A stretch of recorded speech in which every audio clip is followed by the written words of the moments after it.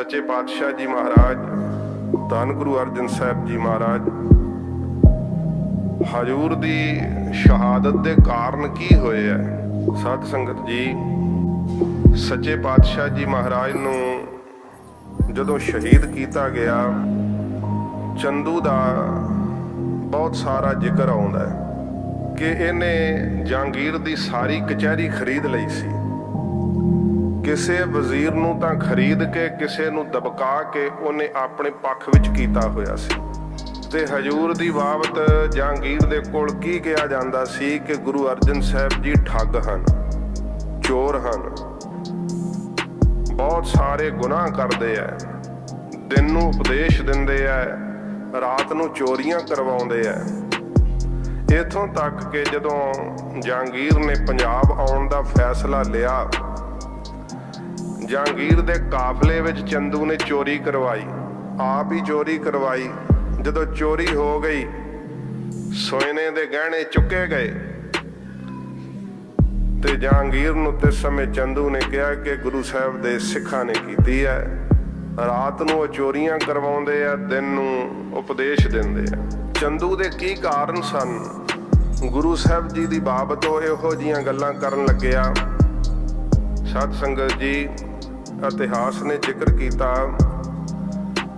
कि गुरु हरगोबिंद साहब सच्चे पातशाह जी महाराज वास्ते ओदी लड़की दा रिश्ता लागियां ने वेख लिया। वो इस करके कि बादशाह दा दीवान है, बड़ी वड्डी वडियाई है। इधर गुरु साहब दा घर है, गुरु नानक साहब जी महाराज दा। पर सतगुरु जी दे घर दा आशा की है? सदा महाराज ने गरीब नूं कंठ लाया, अमीरां वजीरां नूं भी उन्हां नूं कंठ लाया जिन्हां दे अंदर निमरता सी, जिन्हां दे अंदर गरीबी सी। आपां भी रिश्ता करना होवे ना ते चंगा तगड़ा अमीर ही लभदे आ, कदे अपने तो माड़ा नहीं लभण दा यतन कीता। पर सतगुरु जी ने सानू सिक्ख्या दित्ती है। जदों लागियां ने ये रिश्ता वेखिया ते हजूर नूं दसिया। सतगुरु जी कहंदे चंगा भाई जिवें तुसीं घर आए हो। पर जदों चंदू नूं पता लगा ते उसने ये शब्द कहे, तुसीं चबारे दी इट मोरी नूं ला दित्ती है। अपने आप नूं उच्चा चबारे दी न्याई वड्डा दसिया ते गुरु घर नूं मोरी दी न्याई नीवा छोटा दसिया। हुण सिख अपनी ते तुहीन जर लैंदा, सच्चा सिख होवे पर गुरु साहब दी बेअदबी सिख कोलों नहीं जरी जांदी। होवे सिख निष्ठावान, सतगुरु जी दे उपर शरधा होवे पूर्ण, नहीं बर्दाश्त हुंदी। दिल्ली दी सिख संगत ने फिर हजूर नूं पत्रिका लिखी कि महाराज ये चंदू अपने आप नूं उच्चा दसदा है ते सतगुरु जी आपदे घर नूं नीवां दसदा है। दिल्ली दी सारी संगत दी बेनती है कि इहदी लड़की दा रिश्ता महाराज प्रवान ना कीता जावे। हजूर दे कोल पत्रिका पहुंची, पढ़ी गई ते गुरु साहब जी ने उसे समय बचन कहे कि भाई संगत दा बचन असीं नहीं मोड़ सकते, इस करके सानू हुण ये रिश्ता प्रवान नहीं। चंदू नूं पता लग्या, उन्हें अपनी तौहीन समझी कि मेरी लड़की दा रिश्ता ठकराउंदे है, इहदे विच मेरी बेइज्जती है। फिर उसने की कीता, अपने एहलकार भेजने शुरू कीते महाराज दे कोल। हजूर दे कोल ओहदे एहलकार आए, कहण लगे महाराज तुसीं चंदू दी लड़की दा रिश्ता ना ठुकराओ, ਇਹਦੇ ਵਿੱਚ ਹੀ ਤੁਹਾਡੀ ਭਲਾਈ ਹੈ। ਜੋ ਹੁਣ ਹੋ ਗਿਆ ਸੋ ਹੋ ਗਿਆ, ਇਹ ਰਿਸ਼ਤਾ ਤੁਸੀਂ ਹੁਣ ਮਨਜ਼ੂਰ ਕਰ ਲਓ। ਹਜੂਰ ਨੇ ਕਿਹਾ ਨਹੀਂ, ਸੰਗਤ ਦੀ ਹੁਣ ਇਹ ਬੇਨਤੀ ਆਈ ਹੈ। ਚੰਦੂ ਆਪਣੇ ਆਪ ਨੂੰ ਮਹਾਨ ਸਮਝਦਾ ਹੈ, ਇਸ ਕਰਕੇ ਉਹਨੂੰ ਚਾਹੀਦਾ ਕਿ ਉਹ ਆਪਣੇ ਬਰਾਬਰ ਵਾਲਿਆਂ ਦੇ ਵਿੱਚ ਰਿਸ਼ਤਾ ਲੱਭ ਲਵੇ। ਸਾਨੂੰ ਇਹ ਰਿਸ਼ਤਾ ਪ੍ਰਵਾਨ ਨਹੀਂ। ਇਤਿਹਾਸ ਨੇ ਜ਼ਿਕਰ ਕੀਤਾ ਹੈ कि 4-5 वारी चंदू दे भेजे हुए एहलकार आउंदे रहे है। अखीर दी बाबत ਜਦੋਂ ਚੰਦੂ ਨੇ ਅਹਿਲਕਾਰ ਭੇਜੇ ਹੈ ਉਦੋਂ ਇਹ ਸਿੱਖਿਆ ਦੇ ਕਰਕੇ ਭੇਜੀ ਕਿ ਪਹਿਲਾਂ ਤਾਂ ਤੁਸੀਂ ਰਾਜਨੀਤਿਕਾਂ ਦੇ ਢੰਗ ਨਾਲ ਗੁਰੂ ਸਾਹਿਬ ਨੂੰ ਪਿਆਰ ਨਾਲ ਹੀ ਮਨਾਉਣ ਦਾ ਯਤਨ ਕਰਿਓ।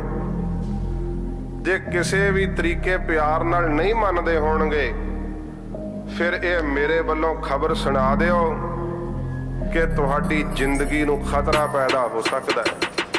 ਮੈਂ ਤੁਹਾਡਾ ਘਰ ਘਾਟ ਨਾਸ਼ ਕਰ ਦਿਆਂਗਾ। ਭਲਾਈ ਇਸੇ ਗੱਲ ਵਿੱਚ ਹੈ ਕਿ ਇਹ ਰਿਸ਼ਤਾ ਪ੍ਰਵਾਨ ਕਰ ਲਓ। ਸੱਚੇ ਪਾਤਸ਼ਾਹ ਜੀ ਮਹਾਰਾਜ ਦੇ ਕੋਲ ਇਤਿਹਾਸ ਨੇ ਜ਼ਿਕਰ ਕੀਤਾ ਕਿ ਉਦੋਂ ਮਹਾਰਾਜ ਹਰਮੰਦਰ ਸਾਹਿਬ ਜੀ ਦੇ ਅੰਦਰ ਬੈਠੇ ਹੋਏ ਸੀ। ਜਦੋਂ ਚੰਦੂ ਦੇ ਭੇਜੇ ਹੋਏ ਅਹਿਲਕਾਰ ਆਏ ਹਜੂਰ ਦੀ ਹਜੂਰੀ ਵਿੱਚ ਆ ਕਰਕੇ ਉਹਨਾਂ ਨੇ ਫਿਰ ਗੱਲਬਾਤ ਕਰਨੀ ਸ਼ੁਰੂ ਕੀਤੀ। ਕਹਿੰਦੇ ਮਹਾਰਾਜ ਤੁਹਾਡਾ ਭਲਾ ਇਸੇ ਗੱਲ ਵਿੱਚ ਹੈ ਕਿ ਤੁਸੀਂ ਚੰਦੂ ਦੀ ਲੜਕੀ ਦਾ ਰਿਸ਼ਤਾ ਪ੍ਰਵਾਨ ਕਰ ਲਓ।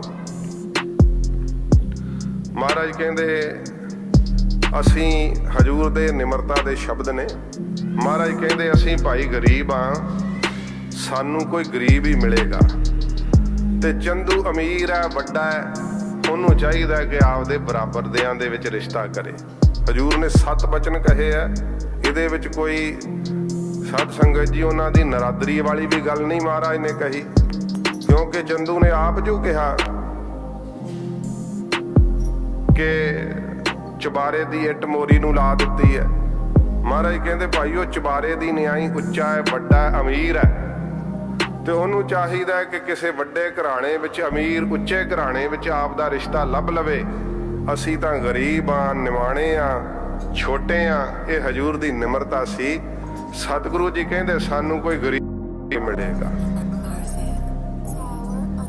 ਫਿਰ ਮਹਾਰਾਜ ਨੂੰ ਕਹਿਣ ਲੱਗੇ ਸਤਿਗੁਰੂ ਜੀ ਅਸੀਂ ਤਾਂ ਤੁਹਾਨੂੰ ਸਮਝਾ ਰਹੇ ਸਾਂ ਪਰ ਸ਼ਾਇਦ ਤੁਹਾਨੂੰ ਇਹ ਗੱਲ ਸਮਝ ਨਹੀਂ ਪੈ ਰਹੀ। ਅਖੀਰ ਦੀ ਬਾਬਤ ਤੁਹਾਨੂੰ ਇਹ ਦੱਸ ਦਈਏ ਕਿ ਤੁਹਾਡੀ ਜ਼ਿੰਦਗੀ ਦਾ ਖਤਰਾ ਹੋ ਸਕਦਾ ਹੈ ਕਿ ਚੰਦੂ ਤੁਹਾਨੂੰ ਜਾਨੋਂ ਮਰਵਾ ਦੇਵੇ, ਸਾਡਾ ਸਾਰੇ ਦਾ ਸਾਰਾ ਤੁਹਾਡਾ ਘਰ ਘਾਟ ਬਰਬਾਦ ਕਰ ਦੇਵੇ। ਅਜੇ ਵੀ ਮੌਕਾ ਹੈ, ਚੰਦੂ ਦੀ ਲੜਕੀ ਦਾ ਰਿਸ਼ਤਾ ਪ੍ਰਵਾਨ ਕਰ ਲਓ। ਜਦੋਂ ਹਜੂਰ ਨੇ ਦੂਸਰੀ ਵਾਰੀ ਬਚਨ ਕਿਹਾ ਨਾ, ਮਾਤਾ ਦਮੋਦਰੀ ਜੀ ਦੇ ਪਿਤਾ ਜੀ ਸੰਗਤ ਵਿੱਚ ਬੈਠੇ ਹੋਏ ਸੀ। ਮਨ ਦੇ ਅੰਦਰ ਖਿਆਲ ਆਇਆ, ਮਨਾ ਉੱਠ ਕੇ ਗੁਰੂ ਸਾਹਿਬ ਜੀ ਨੂੰ ਬੇਨਤੀ ਕਰਦੇ ਕਿ ਮਹਾਰਾਜ ਮੇਰੀ ਪੁੱਤਰੀ ਪ੍ਰਵਾਨ ਕਰ ਲਓ। ਫਿਰ ਮਨ ਵਿੱਚ ਸੰਕਲਪ ਆਇਆ, ਉਹ ਮਨਾ ਕਿੱਥੇ ਤੂੰ ਤੇ ਕਿੱਥੇ ਗੁਰੂ ਨਾਨਕ ਸਾਹਿਬ ਦਾ ਘਰ, ਤੈਨੂੰ ਸੰਗ ਨਹੀਂ ਆਊਗੀ। ਸਿੱਖ ਹੱਸਣ ਲੱਗ ਪੈਣਗੇ ਜਦੋਂ ਤੂੰ ਉੱਠ ਕੇ ਇਉਂ ਕਿਹਾ। ਕਹਿ ਗਏ, ਬੋਲ ਨਹੀਂ ਸਕੇ। ਤੀਸਰੀ ਵਾਰ ਫਿਰ ਚੰਦੂ ਦੇ ਲਾਗੀਆਂ ਨੇ ਕਿਹਾ। ਮਹਾਰਾਜ ਨੇ ਫਿਰ ਤੀਸਰੀ ਵਾਰ ਇਹੀ ਕਿਹਾ। ਮਹਾਰਾਜ ਦੇ ਇੰਨੇ ਬਚਨ ਨਾਲ ਜਾਣੋ ਕਿ ਮਾਤਾ ਦਮੋਦਰੀ ਜੀ ਦੇ ਪਿਤਾ ਜੀ ਨੂੰ ਬਲ ਮਿਲ ਗਿਆ। ਬੜੇ ਭਿੱਜੇ ਹੋਏ ਨੇਤਰਾਂ ਨਾਲ ਉੱਠ ਕੇ ਹੱਥ ਜੋੜ ਕੇ ਆਖਿਆ, ਮਹਾਰਾਜ ਮੇਰਾ ਮੂੰਹ ਬੜਾ ਛੋਟਾ ਹੈ, ਗੱਲ ਬੜੀ ਵੱਡੀ ਕਰਨ ਲੱਗਾ ਹੈ। ਸੱਚੇ ਪਾਤਸ਼ਾਹ ਕਿਰਪਾ ਕਰਕੇ ਮੇਰੀ ਪੁੱਤਰੀ ਨੂੰ ਆਪਣੇ ਦਰ ਤੇ ਪ੍ਰਵਾਨ ਕਰ ਲਓ ਆਪਣੇ ਪੁੱਤਰ ਵਾਸਤੇ। ਗੁਰੂ ਮਹਾਰਾਜ ਪ੍ਰਸੰਨ ਹੋਏ। ਸਤਿਗੁਰੂ ਕਹਿੰਦੇ ਬਾਬਾ ਬੁੱਢਾ ਸਾਹਿਬ ਜੀ ਲਿਆਓ ਕੜਾਹ ਪ੍ਰਸ਼ਾਦ ਦੀ ਦੇਗ, ਅਰਦਾਸ ਕਰੀਏ। ਫਿਰ ਸਾਧ ਸੰਗਤ ਜੀ ਮਾਤਾ ਮਰਵਾਹੀ ਜੀ ਦੇ ਪਿਤਾ ਜੀ ਨੇ ਵੀ ਉੱਠ ਕਰਕੇ ਉਸੇ ਸਮੇਂ ਅਰਦਾਸ ਕੀਤੀ। ਸਿੱਖ ਸੰਗਤਾਂ ਦੇ ਅੰਦਰ ਇਹ ਪ੍ਰਚਲਿਤ ਹੋਇਆ। ਵੇਖੋ ਜੇ ਇੱਕ ਰਿਸ਼ਤਾ ਹਜੂਰ ਨੇ ਮੋੜਿਆ, 2 ਰਿਸ਼ਤੇ ਇਕੱਠੇ ਹੋਏ ਉਸੇ ਸਮੇਂ। ਮਾਤਾ ਨਾਨਕੀ ਜੀ ਦਾ ਰਿਸ਼ਤਾ ਬਾਅਦ ਵਿੱਚ ਹੁੰਦਾ। ਚੰਦੂ ਦੇ ਲਾਗੀ ਉੱਠ ਕਰਕੇ ਚਲੇ ਗਏ। ਉਸ ਦਿਨ ਤੋਂ ਚੰਦੂ ਨੇ ਤਹਈਆ ਕਰ ਲਿਆ ਕਿ ਮੇਰੀ ਬੇਇੱਜ਼ਤੀ ਹੋਈ ਹੈ। ਇਹਦੇ ਵਿੱਚ ਦੱਸੋ ਬੇਇੱਜ਼ਤੀ ਸਤਿਗੁਰੂ ਜੀ ਨੇ ਕੀ ਕੀਤੀ ਹੈ? ਕੋਈ ਬੇਇੱਜ਼ਤੀ ਨਹੀਂ ਕੀਤੀ। ਫਿਰ ਜਹਾਂਗੀਰ ਦੇ ਕੰਨ ਭਰਨੇ ਸ਼ੁਰੂ ਕਰ ਦਿੱਤੇ। ਸਾਧ ਸੰਗਤ ਜੀ ਕਸੂਰ ਤਾਂ ਦੋਹਾਂ ਦਾ ਹੀ ਹੈ। ਹੁਣ ਉਸ ਲਾਸਾਨੀ ਸ਼ਹਾਦਤ ਦਾ ਜਿਹੜਾ ਉਹਨਾਂ ਦੇ ਮੱਥੇ ਤੇ ਕਲੰਕ ਲੱਗਿਆ ਹੋਇਆ ਨਾ, ਸਦੀਆਂ ਤੱਕ ਥੋੜੋ ਲੈਂਦੀਆਂ ਇਹ ਚੀਜ਼ਾਂ। ਹੁਣ ਉਹਨਾਂ ਨੂੰ ਸ਼ਰਮਿੰਦਗੀ ਹੁੰਦੀ ਹੈ ਪੂਰੀ ਦੀ ਪੂਰੀ ਹਿੰਦੂ ਕੌਮ ਨੂੰ ਕਿ ਇਹ ਸਾਡੇ ਵੱਡਿਆਂ ਨੇ ਕੀ ਕੀਤਾ। ਇਧਰੋਂ ਮੁਸਲਮਾਨਾਂ ਨੂੰ ਵੀ ਸ਼ਰਮਿੰਦਗੀ ਹੁੰਦੀ ਹੈ ਕਿ ਜਹਾਂਗੀਰ ਨੇ ਕੀ ਕੀਤਾ। ਗੁਰੂ ਅਰਜਨ ਦੇਵ ਸੱਚੇ ਪਾਤਸ਼ਾਹ ਜੀ ਮਹਾਰਾਜ ਦੀ ਸ਼ਹਾਦਤ ਦਾ ਕਾਰਨ ਚੰਦੂ ਨੇ ਰੋਜ਼ਮਰਿਆ ਜਹਾਂਗੀਰ ਦੀ ਕਚਹਿਰੀ ਵਿੱਚ ਸਤਿਗੁਰੂ ਦੇ ਪ੍ਰਥਾਏ ਵਜ਼ੀਰਾਂ ਤੋਂ ਕਹਾਉਣਾ ਸ਼ੁਰੂ ਕਰ ਦਿੱਤਾ ਕਿ ਪੰਜਾਬ ਵਿੱਚ ਕੋਈ ਅਮਨ ਕਾਨੂੰਨ ਨਹੀਂ ਰਿਹਾ, ਉੱਥੇ ਤਾਂ ਕੇਵਲ ਲੁਟੇਰਿਆਂ ਦਾ ਹੀ ਰਾਜ ਹੈ। ਗੁਰੂ ਸਾਹਿਬ ਜੀ ਇਹ ਸਾਰੇ ਕਾਸੇ ਦੇ ਜ਼ਿੰਮੇਵਾਰ ਨੇ। ਜਹਾਂਗੀਰ ਸੁਣਦਾ ਸੀਗਾ ਬਾਰ-ਬਾਰ ਇਹਨਾਂ ਗੱਲਾਂ ਨੂੰ। ਅਖੀਰ ਉਹਨੇ ਇਹ ਵਿਚਾਰਿਆ ਸੀ ਕਿ ਮੈਂ ਆਪ ਚੱਲ ਕਰਕੇ ਪੰਜਾਬ ਜਾਵਾਂ ਤੇ ਮੌਕੇ ਦਾ ਜਾਇਜ਼ਾ ਲਵਾਂ, ਪਰ ਪਹਿਲਾਂ ਹੀ ਜਹਾਂਗੀਰ ਦੇ ਨਾਲ ਕਚਹਿਰੀ ਦੇ ਅੰਦਰ ਵਜ਼ੀਰਾਂ ਵੱਲੋਂ ਬਹੁਮਤ ਪਾ ਕਰਕੇ ਇਹ ਮਤਾ ਪੇਸ਼ ਕੀਤਾ ਗਿਆ ਕਿ ਗੁਰੂ ਸਾਹਿਬ ਜੀ ਸਰਕਾਰੀ ਖਜ਼ਾਨੇ ਵਿੱਚ 2.5 ਲੱਖ ਰੁਪਈਆ ਜਮ੍ਹਾਂ ਕਰਾਉਣ। ਜੇ ਜਮ੍ਹਾਂ ਨਹੀਂ ਕਰਾਉਂਦੇ ਤੇ ਗੁਰੂ ਸਾਹਿਬ ਨੂੰ ਗ੍ਰਿਫਤਾਰ ਕਰ ਲਿਆ ਜਾਵੇ। ਇਹ ਪੰਜਾਬ ਆਉਣ ਤੋਂ ਪਹਿਲਾਂ ਪਰਵਾਨਾ ਜਹਾਂਗੀਰ ਨੇ ਜਾਰੀ ਕਰ ਦਿੱਤਾ। ਸੱਚੇ ਪਾਤਸ਼ਾਹ ਜੀ ਮਹਾਰਾਜ ਦੇ ਕੋਲ ਇਹ ਪਰਵਾਨਾ ਆਇਆ, ਹਜ਼ੂਰ ਦੇ ਕੋਲ ਪੜ੍ਹਿਆ ਗਿਆ ਤੇ ਮਹਾਰਾਜ ਸੱਚੇ ਪਾਤਸ਼ਾਹ ਜੀ ਨੇ ਤੇ ਸਮੇਂ ਸਿੱਖਾਂ ਵਿੱਚ ਇਸ ਦਾ ਗੁਰਮਤਾ ਕੀਤਾ, ਸਲਾਹ ਕੀਤੀ। ਸਿੱਖ ਕੀ ਕਹਿੰਦੇ ਆ, ਮਹਾਰਾਜ ਦਾ ਕਰਨੀ ਮਰਜ਼ੀ ਹੈ, ਪਰ ਸੱਚੇ ਪਾਤਸ਼ਾਹ ਜੀ ਮਹਾਰਾਜ ਸਿੱਖਾਂ ਦਾ ਮਾਣ ਬੜਾ ਰੱਖਦੇ। ਬਹੁਤਿਆਂ ਸਿੱਖਾਂ ਨੇ ਇਹ ਸਲਾਹ ਦਿੱਤੀ ਭਾਵੇਂ ਕਿ ਮਹਾਰਾਜ ਸਾਨੂੰ ਇਹ ਸਰਕਾਰ ਦੇ ਨਾਲ ਕੋਈ ਜਿਹੜੀ ਹੈ ਉਹ ਲੜਾਈ ਨਹੀਂ ਪਾਉਣੀ ਚਾਹੀਦੀ, ਸਾਨੂੰ ਇਹ ਹਰਜਾਨਾ ਭਾਰੀ ਦੇਣਾ ਚਾਹੀਦਾ। ਮਹਾਰਾਜ ਨੇ ਬਾਬਾ ਬੁੱਢਾ ਸਾਹਿਬ ਨੂੰ ਪੁੱਛਿਆ ਕਿ ਤੁਹਾਡੀ ਕੀ ਰਾਏ ਹੈ। ਬਾਬਾ ਬੁੱਢਾ ਸਾਹਿਬ ਨੇ ਹੱਥ ਜੋੜ ਕੇ ਆਖਿਆ, ਮਹਾਰਾਜ ਆਪ ਅੰਤਰਜਾਮੀ ਹੋ, ਜਿਹਦੇ ਵਿੱਚ ਸਤਿਗੁਰੂ ਜੀ ਸਾਡੀ ਭਲਾਈ ਆ ਉਹੋ ਹੀ ਕਾਰਜ ਕਰੋਗੇ। ਸੱਚੇ ਪਾਤਸ਼ਾਹ ਆਪ ਜੀ ਨੂੰ ਰਾਏ ਕੌਣ ਦੇ ਸਕਦਾ, ਆਪ ਤਾਂ ਸਾਰੇ ਕਾਰਜਾਂ ਨੂੰ ਕਰਨ ਦੇ ਆਪ ਸਮਰੱਥ ਹੋ। ਇਹ ਬਾਬਾ ਬੁੱਢਾ ਸਾਹਿਬ ਦੇ ਵਾਕ ਨੇ, ਇਤਿਹਾਸ ਵਿੱਚ ਅੰਕਿਤ ਨੇ। ਹਜ਼ੂਰ ਨੇ ਉਸ ਸਮੇਂ ਉਹ ਪਰਵਾਨਾ ਮੋੜਦਿਆਂ ਹੋਇਆਂ ਕਿਹਾ ਕਿ ਇਹ ਸੰਗਤ ਦਾ ਪੈਸਾ ਹੈ, ਅਸੀਂ ਸਰਕਾਰੀ ਖਜ਼ਾਨੇ ਵਿੱਚ ਜਮ੍ਹਾਂ ਨਹੀਂ ਕਰਾਵਾਂਗੇ। ਬਾਦਸ਼ਾਹ ਸਾਡੇ ਨਾਲ ਉਹ ਮੁਲਾਕਾਤ ਕਰਨਾ ਚਾਹੁੰਦਾ ਹੈ ਤੇ ਅਸੀਂ ਉਹਦੇ ਨਾਲ ਮਿਲਣ ਨੂੰ ਰਾਜੀ ਹਾਂ। ਉਹ ਫਿਰ ਲਾਹੌਰ ਦੇ ਅੰਦਰ ਸਾਧ ਸੰਗਤ ਜੀ ਮੁਲਾਕਾਤ ਦਾ ਸਮਾਂ ਮਿੱਥਿਆ ਗਿਆ। ਚੰਦੂ ਨੇ ਵੀ ਇਹ ਤਿਆਰੀ ਕਰ ਲਈ ਕਿ ਜਦੋਂ ਮਹਾਰਾਜ ਲਾਹੌਰ ਆਉਣਗੇ ਤੇ ਲਾਹੌਰ ਮੈਂ ਗ੍ਰਿਫਤਾਰ ਕਰ ਲਿਆਂਗਾ ਤੇ ਫਿਰ ਆਪਣੀ ਮਨਮਰਜ਼ੀ ਨਾਲ ਜੋ ਚਾਹੇ ਉਹ ਕਰਾਂਗਾ। ਇਹ ਚੰਦੂ ਨੇ ਆਪਣੇ ਮਨ ਅੰਦਰ ਠਾਣ ਲਈ। ਧੰਨ ਗੁਰੂ ਅਰਜਨ ਦੇਵ ਸੱਚੇ ਪਾਤਸ਼ਾਹ ਜੀ ਮਹਾਰਾਜ ਨੇ ਸਾਧ ਸੰਗਤ ਜੀ ਤਕਰੀਬਨ ਇਸ ਪਰਵਾਨੇ ਦਾ ਜਵਾਬ ਦੇਣ ਤੋਂ ਬਾਅਦ ਹਜ਼ੂਰ ਨੇ ਗੁਰੂ ਹਰਗੋਬਿੰਦ ਸਾਹਿਬ ਸੱਚੇ ਪਾਤਸ਼ਾਹ ਜੀ ਮਹਾਰਾਜ ਨੂੰ ਗੁਪਤ ਜਿੱਥੇ ਬਾਬਾ ਬੁੱਢਾ ਸਾਹਿਬ ਜੀ ਨੂੰ ਬੁਲਾਇਆ ਤੇ ਹਜ਼ੂਰ ਨੇ ਕਿਹਾ, ਬਾਬਾ ਬੁੱਢਾ ਸਾਹਿਬ ਜੀ ਸਾਡੇ ਸਾਹਿਬਜ਼ਾਦੇ ਨੂੰ ਗੁਰਤਾ ਦੀ ਰਸਮ ਕਰਨੀ ਹੈ। ਤੇ ਬਾਬਾ ਬੁੱਢਾ ਸਾਹਿਬ ਨੇ ਹੱਥ ਜੋੜ ਕੇ ਆਖਿਆ, ਮਹਾਰਾਜ ਇਹ ਸਤਿਗੁਰੂ ਜੀ ਉਦੋਂ ਰਸਮ ਕਰਾਉਂਦੇ ਜਦੋਂ ਆਪ ਜੋਤੀ ਜੋਤ ਸਮਾਉਣਾ ਹੁੰਦਾ। ਮਹਾਰਾਜ ਆਪ ਇਹ ਰਸਮ ਕਿਉਂ ਕਰਵਾ ਰਹੇ ਹੋ। ਸਤਿਗੁਰੂ ਜੀ ਮਹਾਰਾਜ ਕਹਿੰਦੇ, ਬਾਬਾ ਬੁੱਢਾ ਸਾਹਿਬ ਅਸੀਂ ਲਾਹੌਰ ਜਾਣਾ ਹੈ, ਇਸ ਕਰਕੇ ਸਾਡਾ ਮਨ ਹੈ ਕਿ ਅਸੀਂ ਇਹ ਰਸਮ ਤੁਹਾਡੇ ਕੋਲੋਂ ਆਪਣੇ ਹੁੰਦਿਆਂ ਕਰਵਾ ਦਈਏ। ਬਾਬਾ ਬੁੱਢਾ ਸਾਹਿਬ ਜੀ ਨੇ ਅੱਗੇ ਹੋਰ ਕੋਈ ਸਵਾਲ ਨਹੀਂ ਕੀਤਾ। ਹਜ਼ੂਰ ਦੀ ਆਗਿਆ ਦੇ ਨਾਲ ਗੁਰੂ ਹਰਗੋਬਿੰਦ ਸਾਹਿਬ ਸੱਚੇ ਪਾਤਸ਼ਾਹ ਜੀ ਨੂੰ ਗੁਰਤਾ ਗੱਦੀ ਦਾ ਤਿਲਕ ਦਿੱਤਾ ਗਿਆ। ਮਹਾਰਾਜ ਗੁਰੂ ਅਰਜਨ ਸਾਹਿਬ ਨੇ ਗੁਰੂ ਹਰਗੋਬਿੰਦ ਸਾਹਿਬ ਦੇ ਚਰਨਾਂ ਤੇ ਮੱਥਾ ਟੇਕਿਆ, ਗੁਰਤਾ ਦੀ ਜੋਤ ਧਰ ਦਿੱਤੀ। ਗਰੀਬ ਨਵਾਜ਼ ਸੱਚੇ ਪਾਤਸ਼ਾਹ ਜੀ ਨੇ ਤਿਆਰਾ ਕੀਤਾ। ਜਿਸ ਦਿਨ ਅੰਮ੍ਰਿਤ ਵੇਲੇ ਮਹਾਰਾਜ ਜੀ ਨੇ ਲਾਹੌਰ ਨੂੰ ਤੁਰਨਾ ਸੀ, ਮਹਾਰਾਜ ਜੀ ਦੇ ਨਾਲ ਜਾਣ ਨੂੰ ਤਿਆਰ ਹੋਏ ਸੀ ਭਾਈ ਜੇਠਾ, ਭਾਈ ਲੰਗਾ, ਭਾਈ ਪੁਰਾਣਾ, ਬਾਬਾ ਬਿਧੀ ਚੰਦ ਜੀ ਆਦਿਕ। ਇਹ 5 ਸਿੱਖ ਸੱਚੇ ਪਾਤਸ਼ਾਹ ਜੀ ਮਹਾਰਾਜ ਦੇ ਨਾਲ ਜਾਣ ਨੂੰ ਤਿਆਰ ਹੋਏ ਆ। ਜਦੋਂ ਸੋਦਰ ਦੀ ਚੌਂਕੀ ਸਮਾਪਤ ਹੋਈ, ਮਹਾਰਾਜ ਦੀਵਾਨ ਤੋਂ ਬਾਅਦ ਘਰ ਆਏ। ਗਰੀਬ ਨਵਾਜ ਸਤਿਗੁਰੂ ਜੀ ਪ੍ਰਸ਼ਾਦ ਛਕਣ ਲੱਗੇ। ਮਾਤਾ ਗੰਗਾ ਜੀ ਹਜੂਰ ਨੂੰ ਪੱਖਾ ਕਰਨ ਲੱਗੇ। ਮਹਾਰਾਜ ਨੇ ਪ੍ਰਸ਼ਾਦ ਛਕਿਆ, ਜਲ ਵਰਤਿਆ। ਸੱਚੇ ਪਾਤਸ਼ਾਹ ਜੀ ਮਹਾਰਾਜ ਕਹਿੰਦੇ ਆ, ਗੰਗਾ ਕੱਲ ਨੂੰ ਅਸੀਂ ਲਾਹੌਰ ਜਾਣਾ ਹੈ। ਪੱਖਾ ਕਰਦਿਆਂ ਹੋਇਆਂ ਮਾਤਾ ਗੰਗਾ ਜੀ ਕਹਿਣ ਲੱਗੇ, ਸੱਚੇ ਪਾਤਸ਼ਾਹ ਆਪ ਤਾਂ ਲਾਹੌਰ ਅੱਗੇ ਵੀ ਜਾਂਦੇ ਹੋ, ਪਰ ਕਦੇ ਮਹਾਰਾਜ ਸਾਨੂੰ ਵਿਸ਼ੇਸ਼ ਇਸ ਤਰ੍ਹਾਂ ਦੱਸਿਆ ਨਹੀਂ। ਮਹਾਰਾਜ ਕਿ ਕੀ ਆਪ ਜੀ ਦਾ ਇਸ ਵਾਰ ਲਾਹੌਰ ਜਾਣਾ ਵਿਸ਼ੇਸ਼ ਹੈ? ਮਹਾਰਾਜ ਕਹਿੰਦੇ, ਹਾਂ ਗੰਗਾ, ਇਸ ਵਾਰ ਸਾਡਾ ਲਾਹੌਰ ਜਾਣਾ ਵਿਸ਼ੇਸ਼ ਹੈ। ਫਿਰ ਸਿਨਮਰ ਬੇਨਤੀ ਕਰਕੇ ਪੁੱਛਿਆ ਕਿ ਹਜੂਰ ਆਪ ਜੀ ਦਾ ਇਸ ਵਾਰ ਲਾਹੌਰ ਜਾਣਾ ਕਿਉਂ ਵਿਸ਼ੇਸ਼ ਹੈ? ਤੇ ਮਹਾਰਾਜ ਜੀ ਨੇ ਜਿਹੜੇ ਅਗਲੇ ਸ਼ਬਦ ਕਹੇ, ਹਜੂਰ ਕਹਿੰਦੇ, ਗੰਗਾ ਇਸ ਕਰਕੇ ਵਿਸ਼ੇਸ਼ ਹੈ ਕਿ ਅਸੀਂ ਸਰੀਰ ਕਰਕੇ ਫਿਰ ਇਸ ਸਰੀਰ ਵਿੱਚ ਦੁਬਾਰਾ ਇਸ ਅੰਮ੍ਰਿਤਸਰ ਸਾਹਿਬ ਨਹੀਂ ਆਉਣਾ।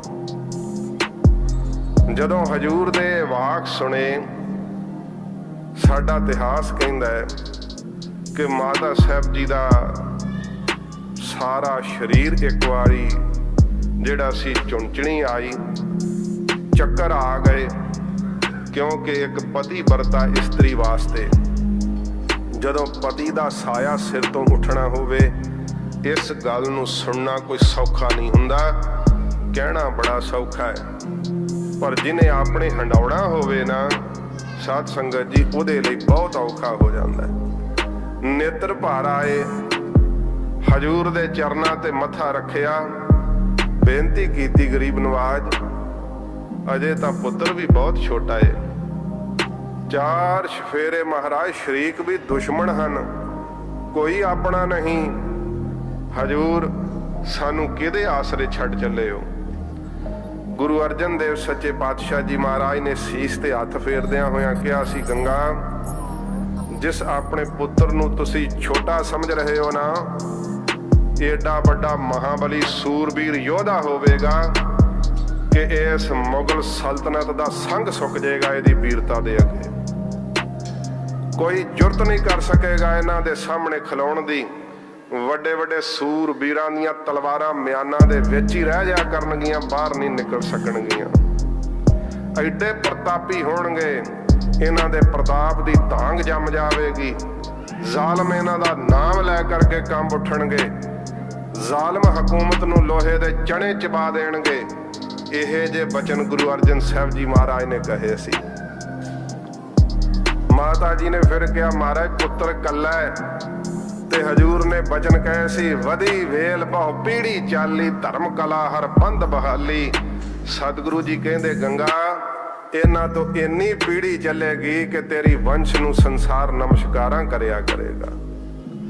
ਇਹ ਸੱਚੇ ਪਾਤਸ਼ਾਹ ਜੀ ਮਹਾਰਾਜ ਨੇ ਵਾਕ ਕਹੇ, ਮਾਤਾ ਸਾਹਿਬ ਨੂੰ ਧੀਰਜ ਬਖਸ਼ਿਆ, ਤੇ ਹਜੂਰ ਉਹ ਰਾਤ ਅੰਮ੍ਰਿਤਸਰ ਸਾਹਿਬ ਸਤਿਗੁਰੂ ਜੀ ਬਰਾਜੇ। ਸੱਚੇ ਪਾਤਸ਼ਾਹ ਜਦੋਂ ਚੰਦੂ ਦੀ ਕੈਦ ਵਿੱਚ ਸਨ ਤੇ ਯਾਸਾ ਦੀਆਂ ਸਜ਼ਾਵਾਂ ਮਹਾਰਾਜ ਜੀ ਨੂੰ ਦਿੱਤੀਆਂ ਗਈਆਂ।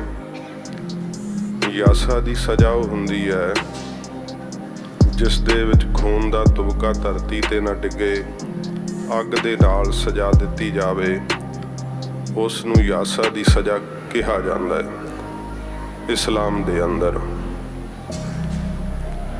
ਸੱਚੇ ਪਾਤਸ਼ਾਹ ਜੀ ਮਹਾਰਾਜ ਪਹਿਲੇ ਦਿਨ ਬਚਨ ਕੀਤਾ ਜੋ ਚੰਦੂ ਨਾਲ।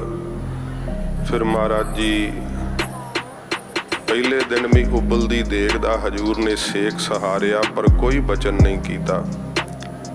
ਸ਼ਾਮ ਤੱਕ ਮਹਾਰਾਜ ਸੱਚੇ ਪਾਤਸ਼ਾਹ ਨੂੰ ਦੇਗ ਵਿੱਚ ਉਬਾਲਿਆ ਗਿਆ। ਹਜੂਰ ਨੂੰ ਕਹਿੰਦਾ ਕਿ ਮੇਰੀ ਗੱਲ ਦਾ ਜਵਾਬ ਦਿਓ। ਸੱਚੇ ਪਾਤਸ਼ਾਹ ਜੀ ਮਹਾਰਾਜ ਨੇ ਕੋਈ ਉੱਤਰ ਨਹੀਂ ਦਿੱਤਾ। ਫਿਰ ਦੂਸਰੇ ਦਿਨ ਸੱਚੇ ਪਾਤਸ਼ਾਹ ਜੀ ਮਹਾਰਾਜ ਨੂੰ ਤੱਤੀ ਤਵੀ ਤੇ ਬਿਠਾਇਆ ਗਿਆ, ਜਿਹੜੀ ਲਾਲ ਸੁਰਖ ਅੱਗ ਵਰਗੀ ਕਰਕੇ ਸਿਪਾਹੀਆਂ ਨੂੰ ਹੁਕਮ ਦਿੱਤਾ ਕਿ ਇਹਨਾਂ ਨੂੰ ਪਕੜ ਕਰਕੇ ਇਸ ਲੋਹ ਤੇ ਬਿਠਾਇਆ ਜਾਵੇ। ਹਜੂਰ ਆਪ ਚੌਂਕੜੇ ਤੋਂ ਉੱਠ ਕਰਕੇ ਸੱਚੇ ਪਾਤਸ਼ਾਹ ਜੀ ਉਸ ਤੱਤੀ ਲੋਹ ਤੇ ਅਸਵਾਰ ਹੋਏ। ਐਸਾ ਹਜੂਰ ਨੇ ਇਹ ਦਰਦਨਾਕ ਸਾਕਾ ਆਪਣੇ ਸਿੱਖਾਂ ਦੇ ਸਾਹਮਣੇ ਸਭ ਕੁਝ ਵਰਤਾਇਆ। ਹਜੂਰ ਜਿਸ ਸਮੇਂ ਤੱਤੀ ਤਵੀ ਤੇ ਅਸਵਾਰ ਹੋਣ ਲੱਗੇ, ਮਹਾਰਾਜ ਸੱਚੇ ਪਾਤਸ਼ਾਹ ਜੀ ਨੂੰ ਤਵੀ ਤੇ ਅਸਵਾਰ ਹੁੰਦਿਆਂ ਵੇਖ ਭਾਈ ਪੁਰਾਣੇ ਕੋਲੋਂ ਰਿਹਾ ਨਹੀਂ ਗਿਆ ਤੇ ਪੈਰਾਂ ਵਿੱਚ ਬੇੜੀਆਂ ਸੀ, ਤੁਰ ਨਹੀਂ ਸੀ ਸਕਦੇ ਤੇ ਧਰਤੀ ਦੇ ਉੱਤੇ ਰੀਂਗਦੇ ਹੋਏ ਗੁਰੂ ਸਾਹਿਬ ਵੱਲ ਨੂੰ ਵਧਣ ਲੱਗੇ। ਉੱਚੀ ਉੱਚੀ ਬੋਲ ਉੱਠੇ ਆ ਹਜੂਰ, ਇਹ ਸਾਡੇ ਸਰੀਰ ਕਿਹੜੇ ਕੰਮ ਆਉਣਗੇ ਮਹਾਰਾਜ? ਮੇਰਾ ਸਰੀਰ ਤੱਤੀ ਤਵੀ ਤੇ ਪਵੇ ਤੇ ਆਪ ਮੇਰੇ ਸਰੀਰ ਤੇ ਚਰਨ ਰੱਖ ਲਓ। ਸਿਪਾਹੀਆਂ ਨੇ ਘੜੀਸ ਕੇ ਡੰਡੇ ਮਾਰ ਕੇ ਭਾਈ ਪੁਰਾਣੇ ਨੂੰ ਫਿਰ ਡੇੜੀ ਵਿੱਚ ਸਿੱਟ ਦਿੱਤਾ। ਆਪਣੇ ਸਰੀਰ ਤੇ ਕਸ਼ਟ ਜਰ ਰਹੇ ਸਨ, ਮਹਾਰਾਜ ਨੇ ਕੁਝ ਵੀ ਨਹੀਂ ਬਚਨ ਕੀਤਾ। ਪਰ ਜਦੋਂ ਸਿੱਖ ਦੇ ਡੰਡੇ ਵੱਜੇ ਤੇ ਹਜੂਰ ਬੋਲ ਪਏ। ਮਹਾਰਾਜ ਕਹਿੰਦੇ ਭਾਈ ਪੁਰਾਣਾ ਮਾਰ ਕਿਉਂ ਖਾਨਾ ਹੈ? ਸੱਚੇ ਪਾਤਸ਼ਾਹ ਮੈਥੋਂ ਅੱਖਾਂ ਨਾਲ ਨਹੀਂ ਵੇਖਿਆ ਜਾਂਦਾ, ਆਪ ਜੀ ਦੇ ਸਰੀਰ ਤੇ ਮੈਂ ਕਸ਼ਟ ਨਹੀਂ ਸਹਾਰ ਸਕਦਾ। ਹਜੂਰ ਨੇ ਕਿਹਾ ਭਾਈ ਪੁਰਾਣਾ ਇਹ ਵਾਹਿਗੁਰੂ ਦਾ ਹੁਕਮ ਹੈ, ਇਹ ਭਾਣਾ ਹੈ ਸਾਡਾ, ਇਸੇ ਤਰ੍ਹਾਂ ਹੀ ਵਰਤਣਾ ਹੈ। ਗਰੀਬ ਨਵਾਜ਼ ਸੱਚੇ ਪਾਤਸ਼ਾਹ ਜੀ ਮਹਾਰਾਜ ਨੇ ਜਦੋਂ ਭਾਈ ਪੁਰਾਣੇ ਨੂੰ ਇਹ ਆਗਿਆ ਕੀਤੀ ਤੇ ਭਾਈ ਪੁਰਾਣਾ ਕਹਿੰਦਾ ਮਹਾਰਾਜ ਮੈਥੋਂ ਬਰਦਾਸ਼ਤ ਨਹੀਂ ਹੁੰਦਾ। ਹਜੂਰ ਨੇ ਕਿਹਾ ਕਿ ਨੇਤਰ ਨੀਵੇਂ ਕਰ ਲੈ ਭਾਈ ਪੁਰਾਣਾ, ਜੇ ਬਰਦਾਸ਼ਤ ਨਹੀਂ ਹੁੰਦਾ ਇਹ ਭਾਣਾ ਤਾਂ ਇਸੇ ਤਰ੍ਹਾਂ ਹੀ ਵਰਤਣਾ ਹੈ। ਜਿਹੜੀ ਥੋੜੀ ਕੋਈ ਸ਼ਕਤੀ ਆ ਉਹ ਵੀ ਖਵਾ ਲਵੇਂਗਾ, ਖਾਲੀ ਹੋ ਜਾਵੇਂਗਾ। ਭਾਣੇ ਨੂੰ ਮਿੱਠਾ ਕਰਕੇ ਮੰਨਣ ਦੀ ਜਾਚ ਸਿੱਖ। ਇਹ ਮਹਾਰਾਜ ਜੀ ਨੇ ਭਾਈ ਪੁਰਾਣੇ ਨੂੰ ਉਪਦੇਸ਼ ਦਿੱਤਾ ਤੇ ਸਾਡਾ ਇਤਿਹਾਸ ਗਵਾਹ ਹੈ। ਹਜੂਰ ਦੀ ਸ਼ਹਾਦਤ ਨੂੰ 5 ਹੀ ਸਿੱਖਾਂ ਨੇ ਆਪਣੇ ਨੇਤਰਾਂ ਨਾਲ ਵੇਖਿਆ। ਤੇ ਸਾਧ ਸੰਗਤ ਜੀ ਦੂਸਰੇ ਦਿਨ ਵੀ ਮਹਾਰਾਜ ਜੀ ਨੂੰ ਤੱਤੀ ਤਵੀ ਤੇ ਬਿਠਾਇਆ ਗਿਆ, ਤੀਸਰੇ ਦਿਨ ਵੀ ਮਹਾਰਾਜ ਜੀ ਨੂੰ ਤੱਤੀ ਤਵੀ ਤੇ ਬਿਠਾਇਆ ਗਿਆ। ਕਵੀ ਭਾਈ ਸੰਤੋਖ ਸਿੰਘ ਜੀ ਲਿਖਦੇ ਨੇ, ਪਰ ਫਿਰ ਵੀ ਇਹ ਕਿਹਾ ਜਾਂਦਾ ਹੈ ਕਿ ਵੇਖੋ ਭਗਤ ਪ੍ਰਹਲਾਦ ਜੀ ਨੂੰ ਅੱਗ ਨੇ ਨਹੀਂ ਸਾੜਿਆ ਤੇ ਗੁਰੂ ਅਰਜਨ ਸਾਹਿਬ ਜੀ ਨੂੰ ਕਿਉਂ ਸਾੜਿਆ? ਸਾਧ ਸੰਗਤ ਜੀ ਸਤਿਗੁਰੂ ਜੀ ਨੇ ਇਹ ਕਲਾ ਵਰਤਾਈ ਕਿਉਂਕਿ ਉਹ ਸ਼ਹਾਦਤ ਨੇ ਸਿੱਖਾਂ ਨੂੰ ਨਵਾਂ ਸਬਕ ਦੇਣਾ ਸੀ। ਹਜੂਰ ਜਦੋਂ ਤੀਸਰੇ ਦਿਨ ਵੀ ਤਵੀ ਤੇ ਬੈਠੇ ਐ, ਅੱਗ ਨੇ ਆਪਣਾ ਸੁਭਾਅ ਹੀ ਵਿਪਰਜੇ ਕਰ ਲਿਆ ਸੀ। ਪਰ ਮਹਾਰਾਜ ਜੀ ਨੇ ਫਿਰ ਆਗਿਆ ਕੀਤੀ ਕਿ ਇਹ ਤੂੰ ਆਪਣਾ ਸੁਭਾਅ ਜੋ ਹੈ ਨਾ ਉਸ ਨੂੰ ਹੁਣ ਬਦਲਣਾ। ਹਜੂਰ ਦੇ ਸਰੀਰ ਤੇ ਤੀਸਰੇ ਦਿਨ ਸਾਧ ਸੰਗਤ ਜੀ ਫਲੂਹੇ ਬਣ ਗਏ। ਮਹਾਰਾਜ ਜੀ ਦੀਆਂ ਪਿੰਜਣੀਆਂ ਵਾਲੀਆਂ ਹੱਡੀਆਂ ਨਜ਼ਰ ਆਉਣ ਲੱਗ ਪਈਆਂ। ਹਜੂਰ ਦੇ ਚਰਨਾਂ ਦੀਆਂ ਤਲੀਆਂ ਸੜ ਗਈਆਂ। ਸੱਚੇ ਪਾਤਸ਼ਾਹ ਮਹਾਰਾਜ ਦਾ ਹੌਸਲਾ ਨਹੀਂ ਚੰਦੂ ਡੁਲਾ ਸਕਿਆ। ਜਦੋਂ ਤੀਸਰਾ ਦਿਨ ਬੀਤਿਆ ਤੇ ਉਸ ਇਤਿਹਾਸ ਨੇ ਜ਼ਿਕਰ ਕੀਤਾ ਹੈ ਕਿ ਸਾਈਂ ਮੀਆਂ ਮੀਰ ਜੀ ਨੂੰ ਉਦੋਂ ਪਤਾ ਲੱਗਾ ਤੇ ਸਾਈਂ ਜੀ ਉਸ ਵਕਤ ਗੁਰੂ ਸਾਹਿਬ ਜੀ ਦਾ ਦਰਸ਼ਨ ਕਰਨ ਵਾਸਤੇ ਆਏ। ਜਦੋਂ ਹਜੂਰ ਦਾ ਸਰੀਰ ਤੱਕਿਆ ਤੇ ਸਾਈਂ ਜੀ ਬੇਹੋਸ਼ ਹੋ ਕੇ ਡਿੱਗ ਪਏ ਸੀ। ਸੱਚੇ ਪਾਤਸ਼ਾਹ ਜੀ ਮਹਾਰਾਜ ਦੇ ਚਰਨਾਂ ਵਿੱਚ ਬੇਨਤੀ ਕੀਤੀ, ਮਹਾਰਾਜ ਆਪ ਅੱਲਾ ਦਾ ਰੂਪ ਹੋ, ਸਭ ਕੁਝ ਤੁਹਾਡੇ ਹੱਥ ਵਿੱਚ ਹੈ, ਇੰਨਾ ਆਪਣੇ ਸਰੀਰ ਤੇ ਕਸ਼ਟ ਕਿਉਂ? ਮਹਾਰਾਜ ਜੀ ਨੇ ਕਿਹਾ ਸਾਈਂ ਜੀ ਕਦੇ ਤੁਸਾਂ ਹੀ ਪੁੱਛਿਆ ਸੀ ਕਿ ਬ੍ਰਹਮ ਗਿਆਨੀ ਦੀ ਪਰਿਭਾਸ਼ਾ ਕੀ ਹੁੰਦੀ ਹੈ? ਸਰੀਰ ਜਨਮਦਾ ਹੈ, ਸਰੀਰ ਮਰ ਜਾਂਦਾ ਹੈ। ਬ੍ਰਹਮ ਗਿਆਨੀ ਆਪਣੇ ਆਪ ਨੂੰ ਸਰੀਰ ਨਹੀਂ ਸਮਝਦੇ, ਉਹਨਾਂ ਨੇ ਆਪਣੇ ਅਸਲ ਸਵਰੂਪ ਨੂੰ ਜਾਣ ਲਿਆ ਹੁੰਦਾ ਹੈ। ਹਜੂਰ ਨੂੰ ਉਸ ਤਵੀ ਵਿੱਚੋਂ ਵੀ ਨਿਰੰਕਾਰ ਦਾ ਹੀ ਸਪਰਸ਼ ਹੈ। ਇਹ ਸਾਧ ਸੰਗਤ ਜੀ ਕੇਵਲ ਕਹਿਣ ਮਾਤਰ ਨਹੀਂ। ਸਾਈਂ ਮੀਆਂ ਮੀਰ ਜੀ ਨੂੰ ਸਤਿਗੁਰੂ ਜੀ ਨੇ ਕਿਹਾ ਸੀ ਕਿ ਸਾਈਂ ਜੀ ਸਾਡੀ ਨਿਗਾਹ ਨਾਲ ਤੱਕ ਕੇ ਵੇਖੋ, ਇਹ ਤੁਹਾਨੂੰ ਦਵੈਸ਼ ਦਿਖੀ ਹੈ, ਤੁਹਾਨੂੰ ਵੱਖਰਾਪੁਣਾ ਦਿਸਿਆ ਹੈ। ਮਹਾਰਾਜ ਜੀ ਨੇ ਉੱਥੇ ਸ਼ਬਦ ਕਹੇ ਸਨ ਜਦੋਂ ਸਾਈਂ ਜੀ ਨੇ ਸ਼ੰਕਾ ਕੀਤੀ ਸੀ, ਬ੍ਰਹਮ ਗਿਆਨੀ ਕੈ ਧੀਰਜ ਏਕ, ਜਿਉਂ ਬਸਦਾ ਕਉ ਖੋਦੈ ਕਉ ਚੰਦਨ ਲੇਪ। ਕਿਹਾ ਮਹਾਰਾਜ ਧਰਤੀ ਵਰਗਾ ਧੀਰਜ ਬ੍ਰਹਮ ਗਿਆਨੀ 'ਚ ਹੁੰਦਾ ਹੈ? ਹਜੂਰ ਕਹਿੰਦੇ ਹਾਂ ਸਾਈਂ ਜੀ, ਕੇਵਲ ਬਾਣੀ ਉਚਾਰੀ ਨਹੀਂ, शरीर ते ढुका के दिखावांगे। ते महाराज जी ने फिर कहा सी साईं जी वेखो भला कोई फर्क जापदा है? नहीं हजूर। ते साईं मियाँ मीर जी ने पूछया हजूर आप जी नूं एक ही तत्ती तवी दा सेक नहीं पाउंदा? अंगियारा वर्गा तत्ता रेता आप दे सीस ते पिया महाराज, ये सेक आप नूं नहीं पाउंदा? हजूर ने बचन कहे सी साईं जी सानू ये तत्ती तवी इउं महसूस हो रही है जिवें अमृत सरोवर दे ठंडे जल विच बैठे होइए। ये तत्ता रेता अंगियारा वर्गा शीश ते पैंदा इउं महसूस हो रहा है जिवें गुरसिख साडे सीस ते चौर करदे होण। ये एक जी अवस्था है गुरु अर्जन देव सच्चे पातशाह जी महाराज दी। धन गुरु अर्जन देव सच्चे पातशाह जी महाराज दी बाबत चंदू दे घर जिहड़ी नूंह सी ना ओहदी, वो किसी सिख दी लड़की सी। उन्होंने भी पता लगा कि मेरा सहुरा बड़ा पापी है ते जिन्हां नूं असीं अपने इष्ट वांग पूजदे हैं, साडे इष्ट देव ने, उन्हां उत्ते बड़ा कहर ढा रहा है। उन्हें भी सिपाहियां नूं गहणे दिते, रात के समय वो भी दर्शन करन आई ते कुछ जल आदक ले आई सी छकण वास्ते। हजूर ने प्रवान नहीं किया ते उन्हें नमस्कार की, आख्या महाराज मैं पापी दे घरे विआही हुई नूंह आउदी, सच्चे पातशाह आपदे सिख दी पुत्री हाँ, जन्म तो ही महाराज गुरसिखी दा संस्कार है। हजूर आप दी बाणी पढ़न वाले सिख हाँ, महाराज मैथों बर्दाश्त नहीं हुंदा। सतगुरु जी ने कहा कि पुत्र तू इस घर दे रहण दे लायक ही नहीं हैगी। परसों नूं असीं सचखंड बराजणा है, जपजी साहब दा पाठ करी तेनू नाल ही सचखंड लै जांगे। ये हजूर ने बचन कहे इतिहास विच अंकित ने। सच्चे पातशाह जी महाराज दे दर्शन कर वो घर नूं वापस परत गई।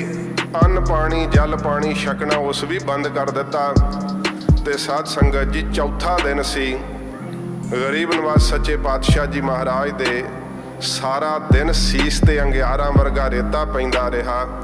हजूर तत्ती तवी ते बैठे रहे।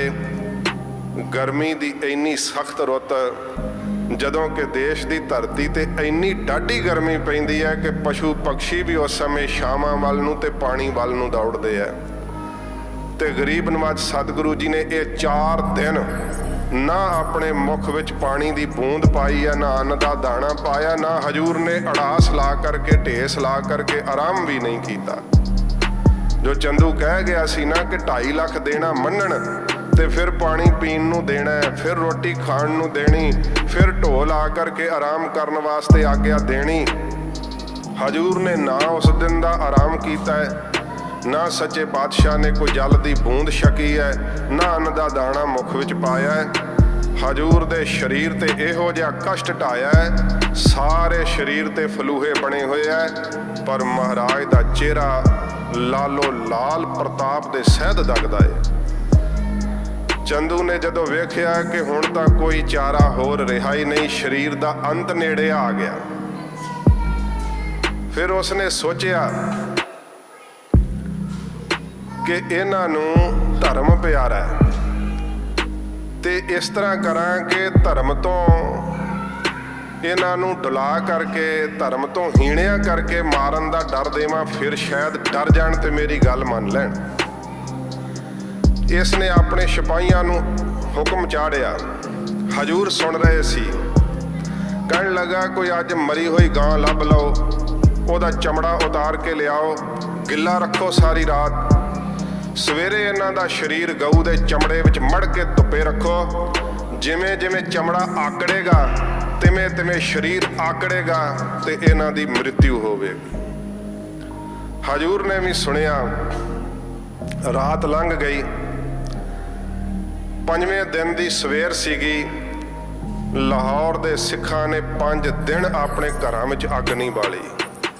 जे हजूर ने कुछ नहीं छकिया ते लाहौर दे सिखां ने भी अन्न दाना मुख विच नहीं पाया। कोठियां दीयां छत्तां ते एक दूसरे दे घरां विच फिरदे हुए सूहां लैंदे कि हजूर दा कोई पता लगा। हर एक सिख कहता है कि महाराज हवेली विच अंदर पता नहीं चंदू की कहर ढा रहा है। सब दियां निगाह उस हवेली दे दरवाजे ते लगियां, ਸਿੱਖਾਂ ਦਾ ਮਨ ਕਰਦਾ ਕਿਤੇ ਦਰਵਾਜ਼ੇ ਟੁੱਟੀ ਜਾਣ, ਅੰਦਰ ਕੀ ਹੋ ਰਿਹਾ ਕਿਸੇ ਨੂੰ ਕੁਝ ਨਹੀਂ ਪਤਾ। ਜਦੋਂ ਸਵੇਰ ਹੋਈ, ਚੰਦੂ ਆਇਆ ਤਿਆਰੀ ਕਰਕੇ, ਗਊ ਦਾ ਚਮੜਾ ਤਿਆਰ ਕਰਕੇ ਮੰਗਵਾ ਲਿਆ ਗਿਆ ਸੀਗਾ।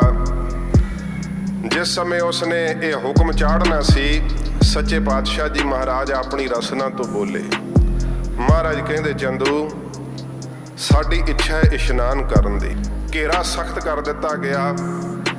ਜਦੋਂ ਹਜੂਰ ਉੱਠਣ ਲੱਗੇ ਐ, ਭਾਈ ਸੰਤੋਖ ਸਿੰਘ ਜੀ ਨੇ ਲਿਖਿਆ ਹੈ, ਹਜੂਰ ਦੀਆਂ ਚਰਨਾਂ ਦੀਆਂ ਤੇ ਪਿੰਜਣੀਆਂ ਵਾਲੀਆਂ ਹੱਡੀਆਂ ਨਜ਼ਰ ਆਉਂਦੀਆਂ ਸੀ।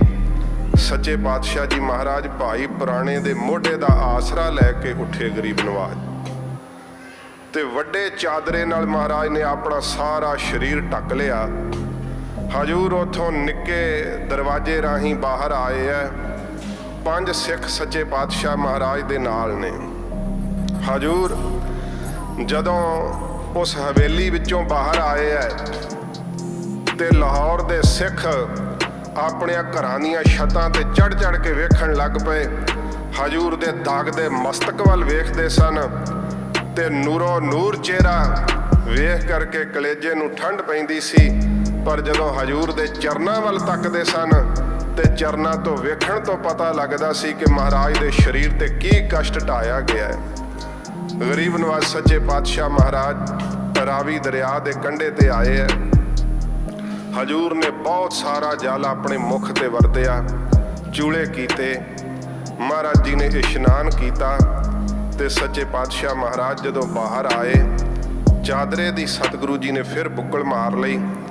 ਭਾਈ ਬਿਧੀ ਚੰਦ ਜੀ ਨੇ ਆਪਣੇ ਕਮਰ ਕੱਸੇ ਦਾ ਵਸਤਰ ਖੋਲ ਕੇ ਥੱਲੇ ਵਿਛਾਇਆ। ਮਹਾਰਾਜ ਜੀ ਚੌਂਕੜਾ ਲਾ ਕਰਕੇ ਬੈਠ ਗਏ। ਸੱਚੇ ਪਾਤਸ਼ਾਹ ਮਹਾਰਾਜ ਨੇ ਜਪਜੀ ਸਾਹਿਬ ਦਾ ਪਾਠ ਸੰਪੂਰਨ ਆਪਣੇ ਮੁਖ ਤੋਂ ਕੀਤਾ। ਸੀਸ ਝੁਕਾ ਕੇ 5 ਸਿੱਖਾਂ ਨੇ ਸੁੰਨ ਹੋ ਕੇ ਹਜੂਰ ਦੀ ਰਸਨਾ ਤੋਂ ਜਪਜੀ ਸਾਹਿਬ ਸੁਣਿਆ। ਭੋਗ ਪਿਆ। ਗਰੀਬ ਨਵਾਜ਼ ਸਤਿਗੁਰੂ ਜੀ ਨੇ ਭਾਈ ਪੁਰਾਣੇ ਤੇ ਬਿਧੀ ਚੰਦ ਨੂੰ ਸੰਬੋਧਨ ਹੋ ਕਰਕੇ ਕਿਹਾ, ਬਿਧੀਆ ਅਸੀਂ ਹੁਣ ਸੱਚਖੰਡ ਜਾ ਰਹੇ ਹਾਂ। ਮਹਾਰਾਜ ਜੀ ਨੇ ਆਪਣੇ ਜੋਤੀ ਜੋਤ ਸਮਾਉਣ ਦਾ ਸੰਕੇਤ ਦਿੱਤਾ ਤੇ ਗਰੀਬ ਨਵਾਜ਼ ਸਤਿਗੁਰੂ ਜੀ ਨੇ ਕਿਹਾ ਕਿ ਹੁਣ ਸਾਡੇ ਸਾਹਿਬਜ਼ਾਦੇ ਨੂੰ ਜਾ ਕਰਕੇ ਗੁਰਤਾ ਦੀ ਰਸਮ ਕਰ ਦੇਣੀ। ਮਹਾਰਾਜ ਜਦੋਂ ਅੰਮ੍ਰਿਤਸਰ ਸਾਹਿਬ ਤੋਂ ਤੁਰਨ ਲੱਗੇ ਸੀ, ਉਦੋਂ ਵੀ ਮਹਾਰਾਜ ਜੀ ਨੇ ਆਪਣੇ ਸਾਹਿਬਜ਼ਾਦੇ ਗੁਰੂ ਹਰਗੋਬਿੰਦ ਸਾਹਿਬ ਦੇ ਤਾਈਂ ਇਹ ਬਚਨ ਕਿਹਾ ਸੀ ਕਿ ਜਿਹੜਾ ਸਤਿਗੁਰਾਂ ਜੀ ਨੇ ਇਹ ਪੰਥ ਚਲਾਇਆ ਹੈ, ਇਹ ਸਾਰੀ ਮਰਿਆਦਾ ਗੁਰੂ ਨਾਨਕ ਸਾਹਿਬ ਵਾਲੀ ਉਵੇਂ ਦੀ ਉਵੇਂ ਚਲਾਉਣੀ, ਕਿਸੇ ਮਰਿਆਦਾ ਵਿੱਚ ਕੋਈ ਫਰਕ ਨਹੀਂ ਪਾਉਣਾ, ਪਰ ਨਈ ਰੀਤ ਇੱਕ ਰਣ ਕੀ ਕੀਜੈ। ਇਹ ਮਹਾਰਾਜ ਗੁਰੂ ਅਰਜਨ ਸਾਹਿਬ ਨੇ ਕਿਹਾ ਸੀ ਕਿ ਹੁਣ ਤਖਤ ਤੇ ਮਾਲਾ ਲੈ ਕੇ ਨਹੀਂ, ਸ਼ਸਤਰ ਪਹਿਨ ਕੇ ਬੈਠਣਾ।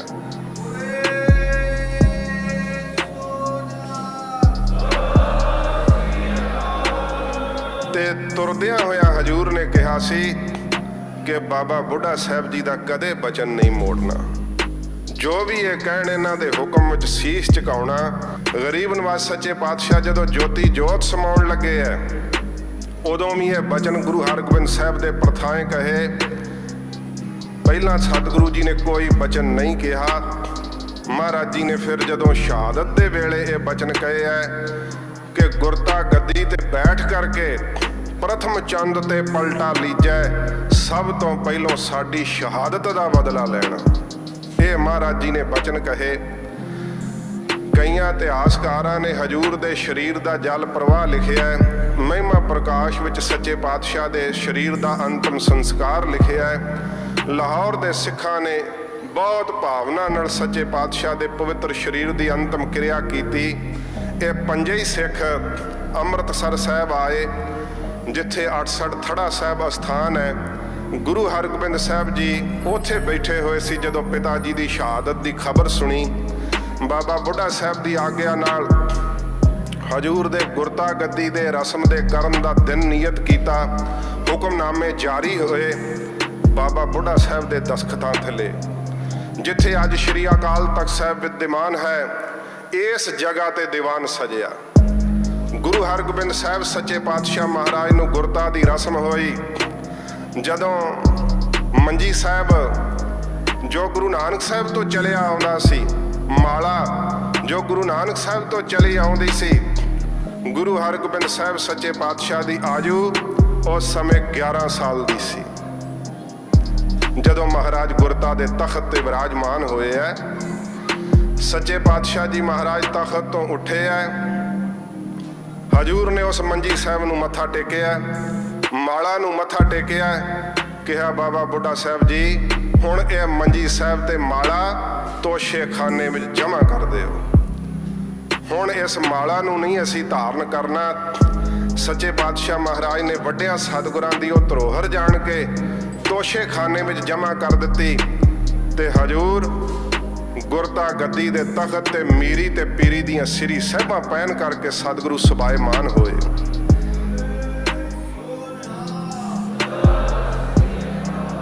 ਗੁਰੂ ਹਰਗੋਬਿੰਦ ਸਾਹਿਬ ਸੱਚੇ ਪਾਤਸ਼ਾਹ ਮਹਾਰਾਜ ਜਦੋਂ ਤਖਤ ਤੇ ਬੈਠੇ ਹੈ, ਗੁਰਤਾ ਦੀ ਰਸਮ ਹੋਈ ਹੈ ਤੇ ਗਰੀਬ ਨਵਾਜ ਸਤਿਗੁਰੂ ਨੇ ਕਿਹਾ ਭਾਈ ਪੁਰਾਣਾ ਆਪ ਜੀ ਨੇ ਪਿਤਾ ਦੀ ਸ਼ਹਾਦਤ ਵੇਖੀ ਹੈ, ਪਿਤਾ ਜੀ ਦੀ ਜਿਵੇਂ ਜਿਵੇਂ ਪਿਤਾ ਜੀ ਦੀ ਸ਼ਹਾਦਤ ਹੋਈ ਹੈ ਸੰਗਤਾਂ ਵਿੱਚ ਬਿਆਨ ਕਰੋ। ਗੁਰੂ ਹਰਗੋਬਿੰਦ ਸਾਹਿਬ ਸੱਚੇ ਪਾਤਸ਼ਾਹ ਜੀ ਦੇ ਕੋਲ ਖਲੋ ਕਰਕੇ ਭਾਈ ਪੁਰਾਣਾ ਜੀ ਨੇ ਆਈ ਹੋਈ ਸਰਬੱਤ ਸੰਗਤ ਦੇ ਸਾਹਮਣੇ ਹਜੂਰ ਗੁਰੂ ਅਰਜਨ ਸਾਹਿਬ ਦਾ ਸ਼ਹੀਦ ਹੋਣਾ ਛੋਟੀ ਬਾਤ ਨਹੀਂ। ਮੈਂ ਕੱਲ ਵੀ ਬੇਨਤੀ ਕੀਤੀ ਸੀ, ਹਜੂਰ ਦੀ ਸ਼ਹਾਦਤ ਨਾਲ ਸਿੱਖਾਂ ਦੇ ਦਿਲ ਦਹਿਲ ਗਏ ਸੀ, ਡਰ ਗਏ ਸਨ ਸਿੱਖ ਕਿ ਗੁਰੂ ਅਰਜਨ ਸਾਹਿਬ ਜੀ ਮਹਾਰਾਜ ਨੂੰ ਇੰਨੀ ਬੇਰਹਿਮੀ ਨਾਲ ਜੇ ਹਕੂਮਤ ਸ਼ਹੀਦ ਕਰ ਸਕਦੀ ਹੈ, ਆਮ ਬੰਦੇ ਦੀ ਕੀ ਹਾਲਤ ਹੋਵੇਗੀ।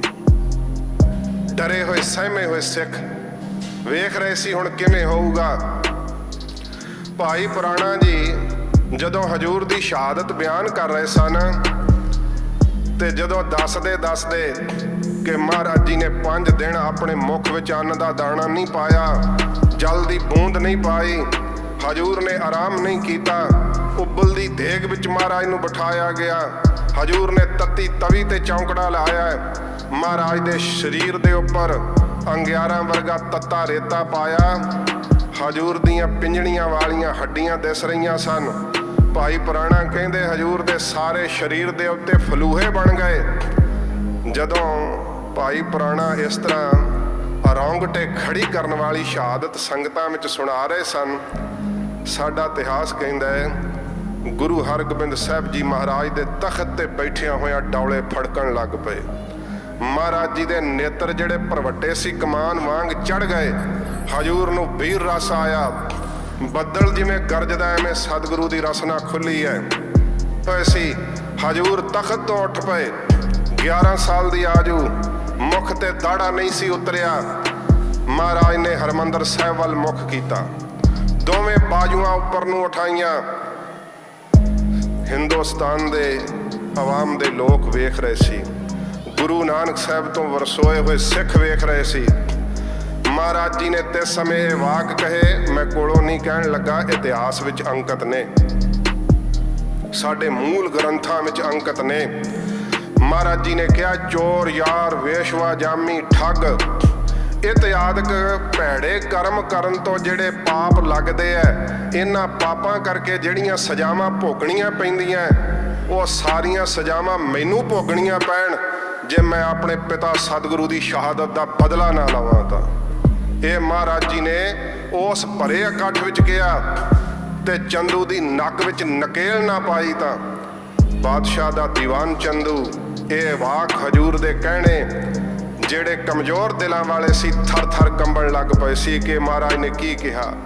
ਮਾਤ ਗੰਗਾ ਜੀ ਨੂੰ ਕਿਹਾ ਕਿ ਇਹ ਹਜੂਰ ਨੇ ਜੋ ਵਾਕ ਕਹੇ ਨੇ ਇਹ ਤਾਂ ਬਹੁਤ ਜ਼ਿਆਦਾ ਭੜਕਾਊ ਬੋਲ ਹਨ। ਜਿਵੇਂ ਅੱਜ ਕੱਲ੍ਹ ਵੀ ਕੀ ਕਹਿੰਦੇ ਆ ਜੀ, ਬੜਾ ਭੜਕਵਾਂ ਭਾਸ਼ਣ ਦਿੰਦੇ ਆ, ਬੜੀਆਂ ਭੜਕਾਊ ਗੱਲਾਂ ਕਰਦੇ ਆ। ਸਾਧ ਸੰਗਤ ਜੀ, ਜੇ ਹਜੂਰ ਨੇ ਉਸ ਸਮੇਂ ਵਾਕ ਨਾ ਕਹੇ ਹੁੰਦੇ ਤੇ ਸਹਿਮੇ ਹੋਏ ਸਿੱਖਾਂ ਨੂੰ ਕਦੇ ਵੀ ਸਿਰ ਉਠਾ ਕੇ ਜਿਉਣ ਦੀ ਦਾਤ ਨਾ ਪ੍ਰਾਪਤ ਹੁੰਦੀ। ਮਾਤਾ ਜੀ ਨੂੰ ਕਹਿਣ ਲੱਗੇ ਗੁਰੂ ਸਾਹਿਬ ਸ਼ਹੀਦ ਹੋ ਗਏ ਹੈ, ਹਕੂਮਤ ਵੈਰੀ ਹੈ, ਕੋਈ ਖਜ਼ਾਨਾ ਕੋਲ ਨਹੀਂ, ਕੋਈ ਫੌਜ ਕੋਲ ਨਹੀਂ, ਕਿਵੇਂ ਚੰਦੂ ਦੇ ਨੱਕ ਵਿੱਚ ਨਕੇਲ ਪਾਉਣਗੇ, ਕਿਵੇਂ ਬਦਲਾ ਲੈਣਗੇ। ਤੇ ਜਦੋਂ ਮਾਤਾ ਜੀ ਨੇ ਆਪ ਜੀ ਨੂੰ ਸ਼ਾਮ ਦੇ ਵਕਤ ਕਿਹਾ, ਲਾਲ ਜੀ ਇਹ ਤੁਸੀਂ ਵਾਕ ਕੀ ਕਹੇ ਹੈ, गुरु हरगोबिंद साहब जी महाराज ने कहा, माता जी ये मसंद डरपोक ने, गुरु नानक साहब मेहर करनगे, समा आवेगा इन्हां बचनां नूं सत कर देवांगे। ते साध संगत जी समा इन्ना नहीं, मैं टूक मात्र बेनती करदियां, गुरु हरगोबिंद साहब दा ग्वालियर जाना, सच्चे पातशाह दा ग्वालियर तो बाहर आउणा, जहांगीर ने माफ़ी मंगनी, चंदू नूं हवाले करना। दिल्ली दे लोग वेख रहे सन, ये ओहो ही दीवान चंदू है जिहदे पिछे 100 बंदा तुरदा सी। अज गुरु हरगोबिंद साहब दे सामने खलोता है। महाराज ने भाई पुराने वाल तक्या ही है, केवल इशारा किया है। भाई पुराने ने उस वेले धौण विच मुक्की मार के दी पग लाती, उस ही पग नाल मुश्कां बन लईआं ते दिल्ली दे सिखां नूं कहा, सिखो जिन्ने गुरु नानक साहब की खुशी लैनी है, आओ इहदे सिर विच जुत्तियां मारो। जदों जुत्तियां दी मार पैण लगी, चीकां मारन लगा ते गुरु हरगोबिंद साहब जी महाराज ने चीकां सुनियां। बिधि चंद जी ने महाराज दे चेहरे वाल तकिया ते भाई पुराने नूं इशारा किया कि इहदियां चीकां नाल महाराज दे चेहरे ते दया दे शकिन बन रहे हैं, महाराज किते छुड़ा ना देण। असीं सतगुरां दी शहादत अपणियां अखां नाल वेखी है, इस पापी नूं हुण त्याग छड्डना नहीं। बन के कुत्तियां विच जिथे मजनू टिल्ला है ना स्थान, इत्थे सतगुरु जी दा शिविर सीगा, इत्थे चंदू नूं कुत्तियां विच रखिया ते उत्थे ही रोटियां पाउंदे रहे। अगले दिन जहांगीर चंदू दा पुत्र ते दी घरवाली नूं फड़ के लिआया, कहंदा महाराज ये भी दोषी, इन्हां नूं भी सज़ा दिओ। महाराज कहंदे नहीं, ये साडे दोषी नहीं जहांगीर, इन्हां नूं असीं सज़ा नहीं देवांगे, इन्हां नूं आज़ाद कर दे। सच्चे पातशाह जी महाराज दी फराख दिली, महाराज ने चंदू दे पुत्र नूं कुछ नहीं कहा। उहदी घरवाली वास्ते कोई महाराज जी ने जिहड़ा सी सज़ा दा कोई हुक्म नहीं कहा। महाराज कहंदे इन्हां नूं आज़ाद कर दिता जावे। ते साध संगत जी चंदू नूं कुत्तियां विच बन के बिधि चंद जी अमृतसर लैके आए। उस ही लाहौर दे विच फिर लोहे दे सूए नाल नक पाड़ के नथ नंगाई सी उहदे नक दे अंदर। जिहड़ा अपने आप नूं राष्ट्रपति समझदा सी, दीवान समझदा सी, ते कुत्तियां विच फेरिया। गुरदित्ते भड़पूंजे कोलों ओहो ही कड़छा मूँह ते मरवा के चंदू दे शरीर दा अंत कीता। गरीब नवाज सच्चे पातशाह जी दे घर दा इतिहास है। हजूर दी शांतमई शहादत हुई है। गुरु हरगोबिंद साहब सच्चे पातशाह ने उस शहादत दा बदला लिया। ते जे सिख अपनी समझ मुताबक ये कहण लग पैण कि गुरु साहब जी बदले का शब्द नहीं कह सकते, महाराज गुस्से च नहीं आ सकते, महाराज तो शांत स्वरूप है। साध संगत जी गुरु गोबिंद सिंह सच्चे पातशाह जी महाराज की बाणी पढ़ो। सतगुरु जी ने शांति केवल शांति है, ते हजूर ने उस दिन बुजदली कहा है।